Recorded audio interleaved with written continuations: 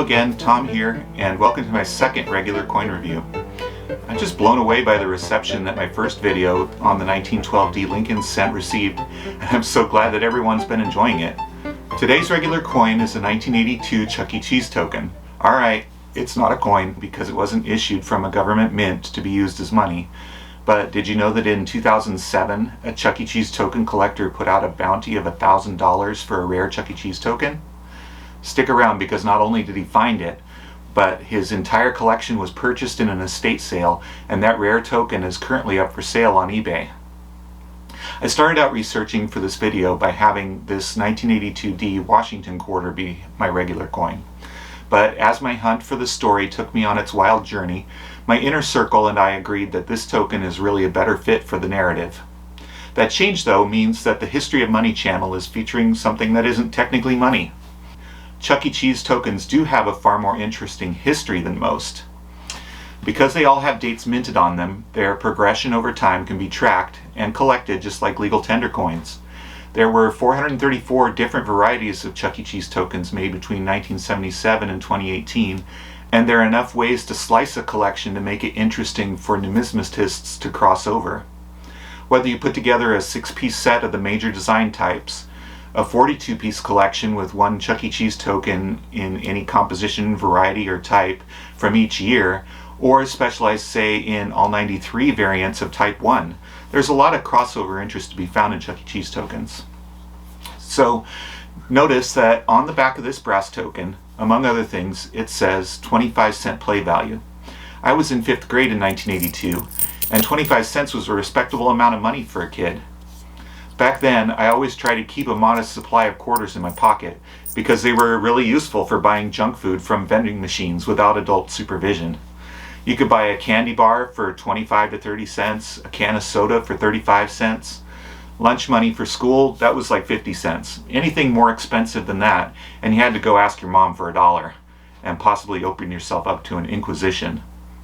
But the real reason in 1982 to have quarters in your pockets was to play arcade games.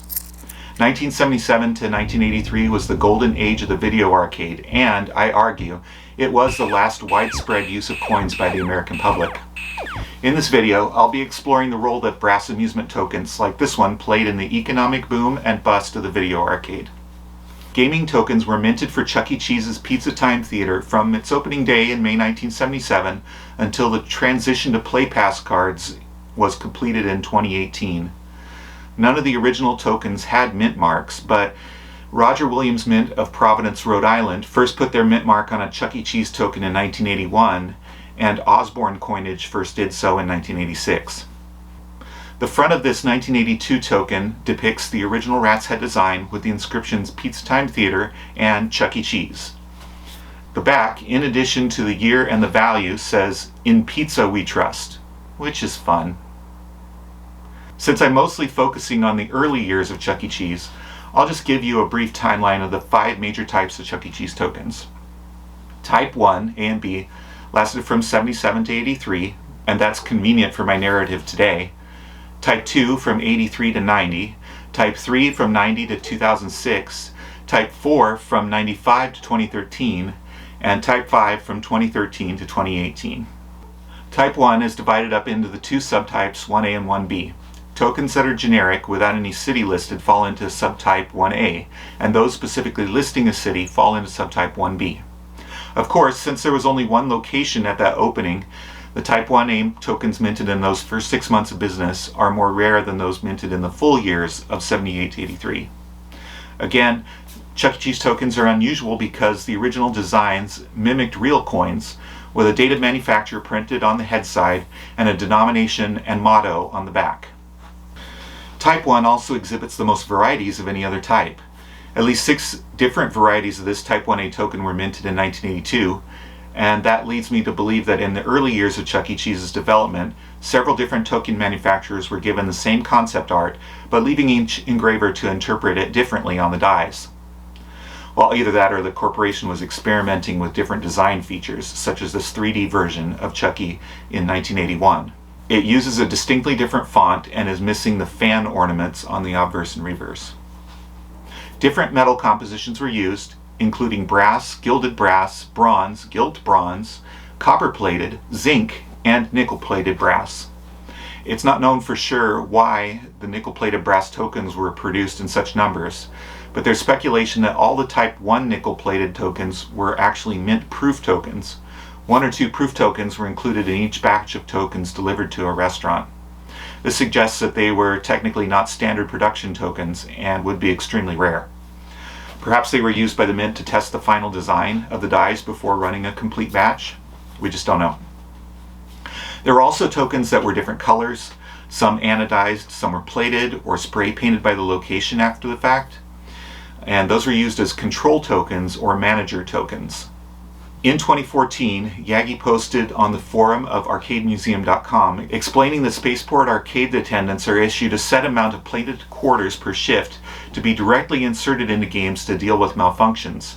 They're not to be handed out to customers. The coins were plucked out of the coin counter's inspection tray during the weekly collections and were not included in the tracked game revenue. They were marked down as test credits.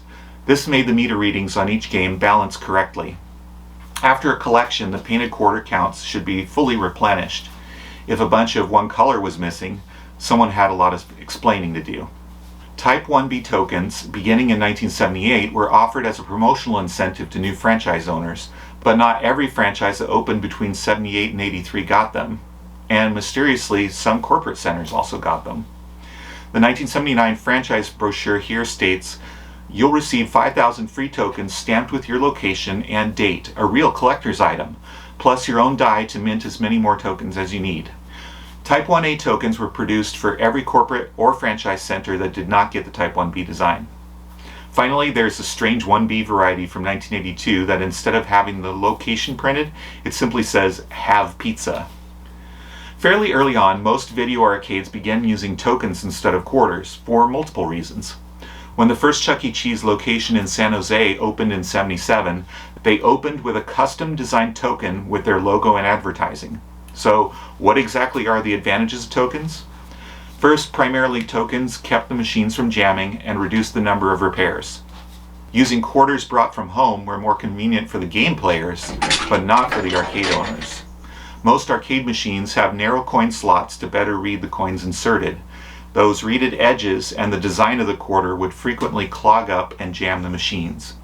Some folks might remember while they sat in a bar and enjoyed their drinks, it happened frequently that someone was banging and kicking the coin machine of the game in order to free their quarters and continue to play.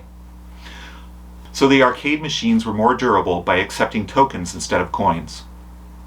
Because the full supply of tokens remained in-house, it enabled them to dispose of tokens that were no longer serviceable and to control the entire supply and distribution. The machines themselves required less service, there was less downtime, and less visits by expensive repair technicians. The second would be money, counts, and safety.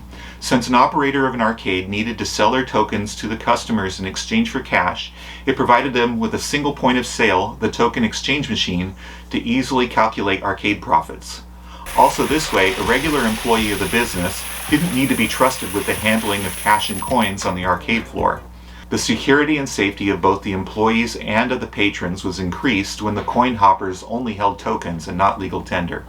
Third would be non-universal tokens. The arcade machines were manufactured with a coin system to function. However, they were easily convertible to token use with innovations that could save the owner more money in the long run. Unique designs, token diameters, and metal compositions for the tokens would prevent cheating, and they would better secure the revenue stream of the arcade machines. Fourth, customer loyalty. Since the tokens had to be purchased from the establishment at the change machine, the owners found that the customers usually spent more cash to receive tokens, especially when they were offered a deal like 25 tokens for a $5 bill. When a player buys more tokens up front, they are obligated to spend those tokens in that particular arcade. Actually, whether or not you play any games, the owner already has your cash once you buy the tokens. Also, many establishments that opened arcades lured customers in by giving out free tokens to introduce them to the games. This marketing strategy simply wasn't possible with quarters. Most of those customers wouldn't just throw away the free tokens, and the owners knew that it was very unlikely for a player to stop playing after a single game. Okay, So at this point in my research into the history of Chuck E. Cheese's game tokens, I had come across the name Nolan Bushnell more than once. It turns out that he not only founded Chuck E. Cheese, but also co-founded the Atari Corporation, so I had to know more. In his first year of college, Nolan Bushnell worked at Lagoon Amusement Park just north of Salt Lake City. Originally paid minimum wage, $1 an hour, he worked the night shift there for fun. He considered that experience to be his MBA because he was selling entertainment 25 cents at a time. After 2 years, he had become a manager with 150 employees working under him, and he really felt that he understood the economics of the coin-operated machine business. Upon graduating from the University of Utah, Bushnell moved to California with the hopes of becoming an Imagineer for Disney. When that attempt failed, he instead went to work for a video equipment manager in Redwood City, California. Bushnell befriended a co-worker there named Ted Dabney, and soon enough the two were in discussions about starting a business together, specifically a pizza parlor that incorporated Disney-esque entertainment. They even began scouting locations to see if they could feasibly turn this concept into reality. However, it was during this time that Bushnell and Dabney visited the University of Stanford's computer laboratory to see the very first video game, Space War. It was so exciting that they sidelined the restaurant idea and immediately thought of ways to somehow turn Space War into a coin-operated game. But at the time, $1 million computer just wasn't practical as a platform. After experimenting with the electronics for 2 years, Bushnell and Dabney founded Atari in 1972, 50 years ago, with the release of their first game, Computer Space. That same year, Bushnell saw a tennis game on an early console home system called the Magnavox Odyssey, and he immediately set Atari's third employee, Alan Alcorn, on creating a better version called Pong. Pong's development philosophy generated what constitutes a good video game, now known as the Bushnell Rule. A good game must be easy to play, but difficult to master.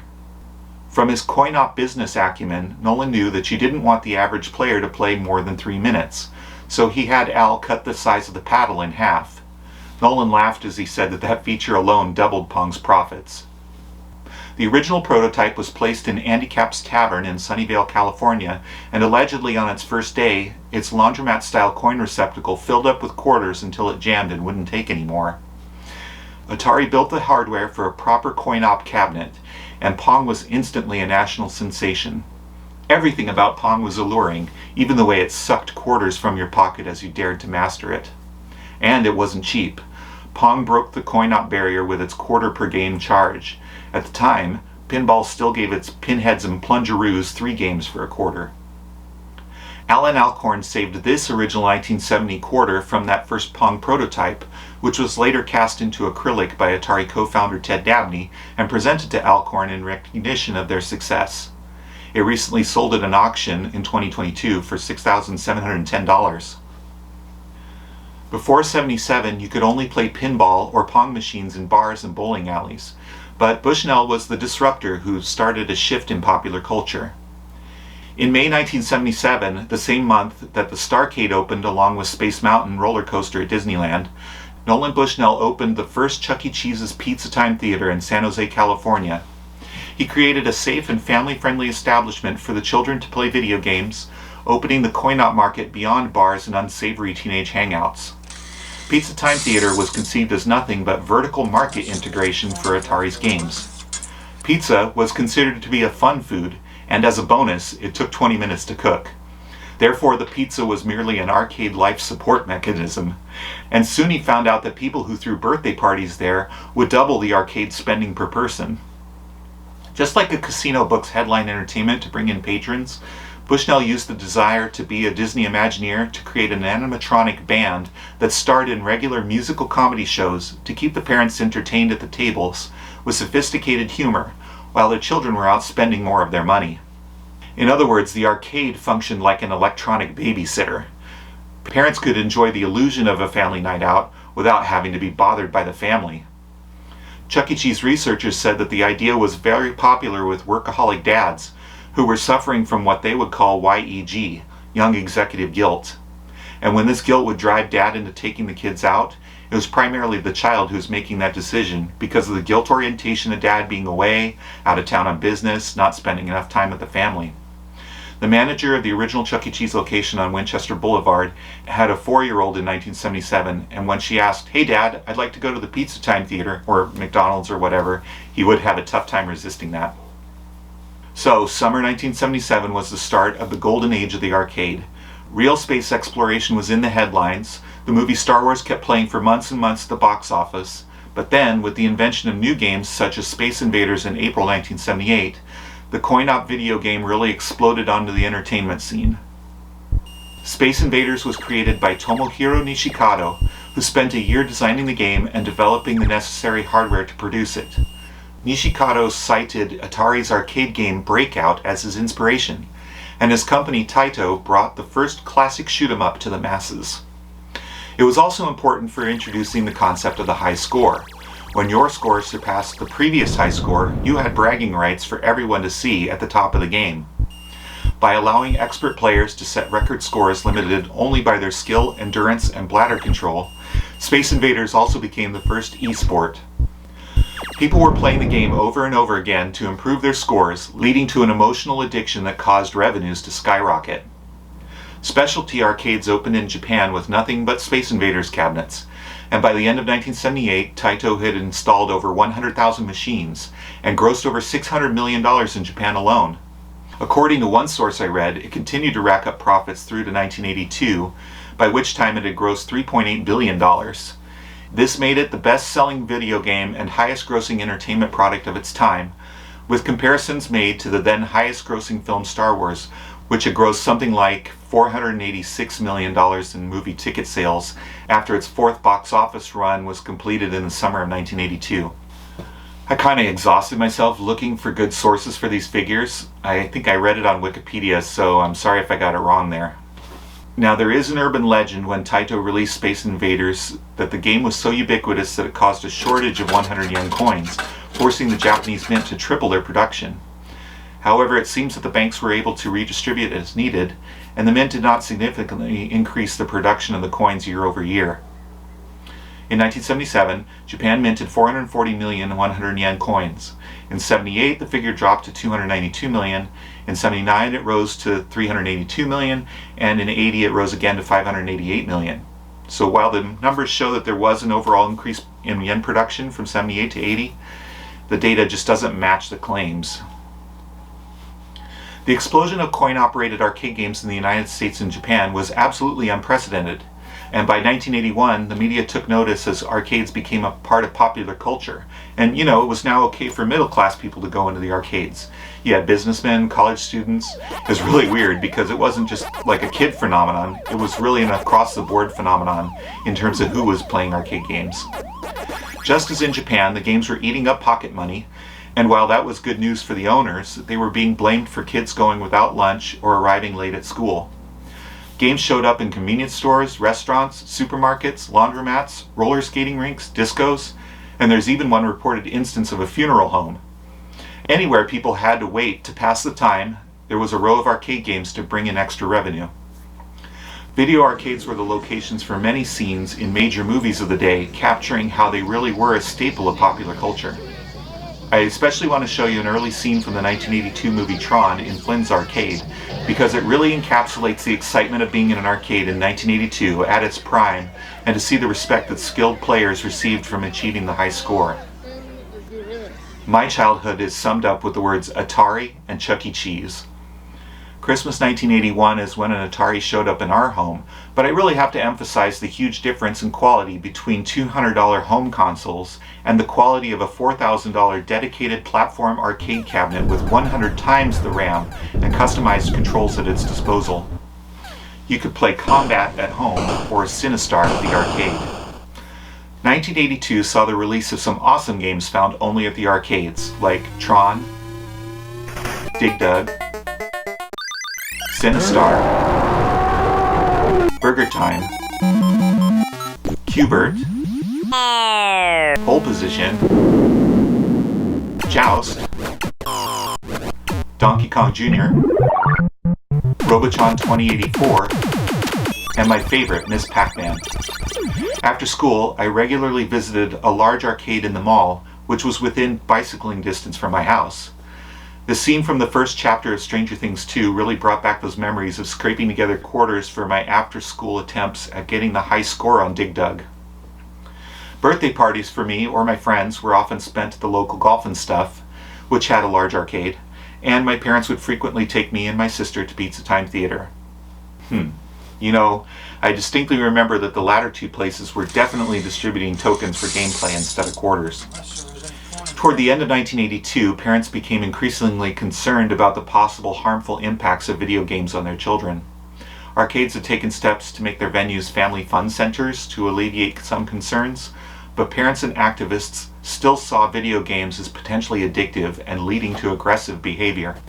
In fact, I remember being quite horrible at home, simply because the VCS didn't have a pause button. Any distractions while trying to reach the upper levels of Space Invaders would get me quite upset. The US Surgeon General, C. Everett Koop, spoke in November 1982 about the potential addiction of video games by young children, as part of the general moral concerns around youth in the early 1980s. In January 1981, the UK Daily Mail reported that a 13-year-old boy stole over 200 pounds from his family in order to play Space Invaders, which led to a wide debate in the UK about the need to restrict children's access to arcade games. In a statement read to the juvenile court, the boy told police, "For a year, I've been playing Space Invaders everywhere. I've not got enough pocket money, so I started stealing cash from home." A Sheffield mother is quoted as saying that a Jekyll and Hyde change came over her 14-year-old son when he became hooked on Space Invaders. And in London, a 13-year-old vanished from his home for 10 days visiting the arcades to play the machines. However, lurking just around the corner was the video game crash of 1983, also known as the Atari shock in Japan. A large-scale recession in the whole video game industry as the fad waned and the market became saturated. In '83, Pizza Time Theater lost $15 million, while Atari, the undisputed video game giant, lost $539 million. As problems continued to mount, Bushnell resigned as the chairman and CEO of Chuck E. Cheese on February 1, 1984. Saddled with debt and losing close to $20 million a month, Pizza Time Theater Inc. filed for Chapter 11 bankruptcy protection in March 1984. After filing for bankruptcy, Chuck E. Cheese was acquired in 1985 by Brock Hotel Corporation, the parent company of competitor Showbiz Pizza Place. The merger formed the new parent company, Showbiz Pizza Time Inc., which kept the two brands separate for the rest of the decade. Most arcades went out of business through the late 80s, and the only games generating the most revenue hung on in bowling alleys, mini-golf establishments, and of course pizza parlors. The overall design of Chuck E. Cheese tokens changed in 1983 and started the Type 2 series. We can see here that a more controlled ordering process created a more consistent design, as well as the inclusion of the slogan Smile America. Then the merger with Showbiz produced some interesting token variations in 1990 when they produced parallel advertising campaigns, including their new ad campaign slogan, "Where a kid can be a kid." But starting in 1991, they stopped producing separate reverse designs, and Chuck E. Cheese tokens, in my opinion, lost most of their collector appeal. The mighty quarter was also rapidly losing its purchasing power. For instance, the price of a Snickers candy bar quadrupled from 25 cents in 1982 to 99 cents in 2002, and the newest video games cost between 50 cents to $1 to play. In fact, I can't remember a time since the 80s when a single coin could purchase anything of value. With the coming of the next generation, who had no experience prior to the invention of cell phones, they embraced electronic transactions. The coin itself has become, for all intents and purposes, an antiquated relic that really doesn't circulate and is rarely used to buy anything. I haven't visited our local Chuck E. Cheese in at least 6 years, I think. Probably since my kids have stopped wanting to have their birthday parties there. So I saved one last token from my visit, a Type 5, when they rebranded Chuck E. as a mouse guitarist. But I've heard that they've since removed the last of the animatronics in 2019, and due to the pandemic, they filed for Chapter 11 bankruptcy protection again in June 2020. Long live Chuck E. Cheese, long live Atari, and long live the era when a shot at the high score was only a token away. If you want more information about the Chuck E. Cheese tokens in your collection, I recommend that you visit CECtokens.com because it has the most complete information on the different token varieties. Some of them are listed as very rare, but I saw quite a few of them listed for sale on eBay, all by the same seller, Crewnail. In each auction description, Crewnail mentions that they came from the Roy Hudnell collection. Roy was a contributor to the CEC Tokens website, and I found out that he recently passed away, and his estate sale had a complete collection of all the varieties of Chuck E. Cheese tokens from '77 to around 2006. Besides 12 albums of Chuck E. Cheese and Showbiz tokens, the collection had arcade tokens from all over the country. Crewnail says that they were pretty well organized by date, location, variety, etc. Trying to find more information about Roy was difficult, but in a 2007 exonumia newsletter, Roy had offered a $1,000 bounty for a Type 1B Santa Ana token. These were minted in '79, with Anna being misspelled, having an extra N. According to Chuck E. Cheese token collector Forrest Stevens, the tokens were received at the corporate headquarters in Cupertino. The incorrect spelling was noticed, and the tokens were returned to the manufacturer for restamping, scrap, or whatever. One of the corporate employees had about 30 samples removed from the shipment that was returned. Then unfortunately, the lease for the location never got signed, and so those are the only Santa Ana tokens ever in existence. It is the most rare Chuck E. Cheese token. Only 5 are currently known to exist. I didn't find out how much Hudnell paid for this token, but Crewnail has it listed for sale on eBay for $850. That's pretty cool if you ask me. It shares the same kind of "this shouldn't exist" story with other famous extremely rare coins, like the 1933 Double Eagle, about 27 known, the 1804 Silver Dollar, 8 known, and the 1913 V-Nickel, 5 known. The Santa Ana token is not a regular coin, but since I seem to be the first person to ever cover the history of Chuck E. Cheese tokens on YouTube, I don't mind mentioning it. I did incidentally buy an extremely rare Chuck E. Cheese token from the Roy Hudnell collection, but that's another story for another time. Thanks for tuning in to learn more about the history of money with me today, and don't forget to subscribe to receive a notification when, Lord willing, I release my next video. Also, thanks to everyone who really encouraged me with their kind comments. And finally, a special thanks to viewer Charles Lawrence for suggesting that I make future videos about the Mercury dime and the Buffalo nickel. Let me know in the comments if you want me to make other exonumia videos, or if I should just stick to government-issued coins. I'll see you again soon, and until next time, in pizza we trust. Until next time, in God we trust.